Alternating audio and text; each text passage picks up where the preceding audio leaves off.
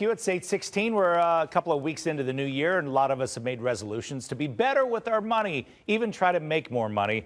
Well, it's easier said than done. We all know that. In fact, right now, 49% of all Americans are living paycheck to paycheck, which of course is not good. But maybe it's not as hard as you think. All you have to do is say the right things, according to Clint Arthur, who wrote the Speaking Game, Seven-Figure Speaker Secrets Revealed. Clint, good morning to you. Good morning, Arizona. Great to be with you. It's that easy, huh? Does this book come with a guarantee?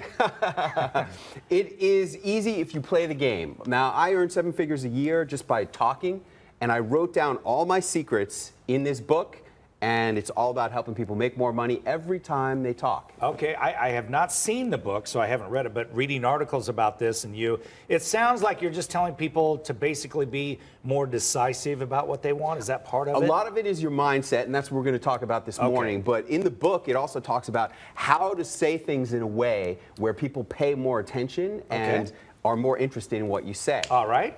Go ahead. So the first thing you should never say is, let me think about it, because we all know that means no. I get that. And yes. On the same side, you should never ask a person who you want to give money to think about it. Tell them to make a decision. Either say yes or no and get a decision so you can move on. Then there's I woulda, coulda, shoulda. Don't regret your choices in life. Sometimes you win, sometimes you lose, sometimes you draw. But learn your lessons and move forward. And then let me give you a discount. Don't ever discount your services. It makes you feel like you're not getting your value, and that's not a great way to move through life. And then, can I have a discount? That just means you're cheap, and that means that you don't believe that you're worth paying full price. If you're a baller and you want something, you just pay. Well, there's a lot of wealthy people in this world who might consider themselves cheap when it comes to some things. That's true, but there are better things to negotiate for than the price. Negotiating the price is always the worst thing to negotiate. Now let's talk about the things you should always say. You should always say your full name. When you call up, you always say your full name when you call for a restaurant reservation. And even if you're not a famous newscaster. I'm cheap and I don't go to restaurants where you have to make a reservation.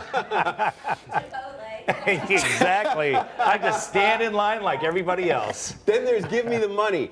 People cannot read your mind. You will make a lot more money if you ask for the money. So ask them to give you the money. Then I'm the only one who does this in the world. You need to be uniquely positioned in the world. And if you're the only person who does something, it's a lot easier to get paid full price. I understand because they can't get it somewhere else. If they can, they'll buy it cheaper from somebody else. Then I don't discount, but I can give you a bonus. That's a great thing. Right. This way you get your price, but you make the people feel better about giving you the money.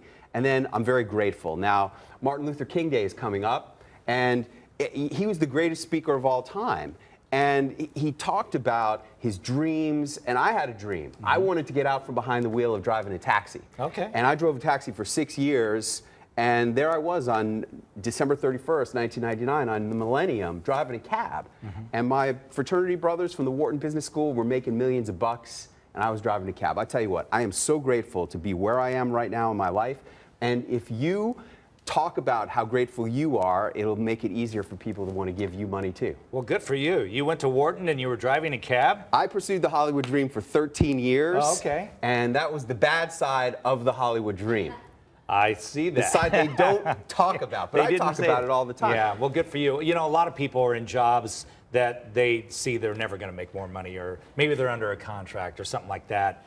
I guess you have to take another route then, right?